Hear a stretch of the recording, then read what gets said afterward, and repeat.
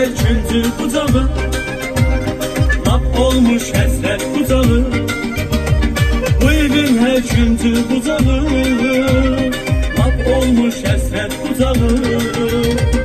Əhvalım dəyişər, elə ki akşam düşər, sənsizlik bürlər otağı. Əhvalım dəyişər, elə ki akşam düşər, sənsizlik bürlər otağı.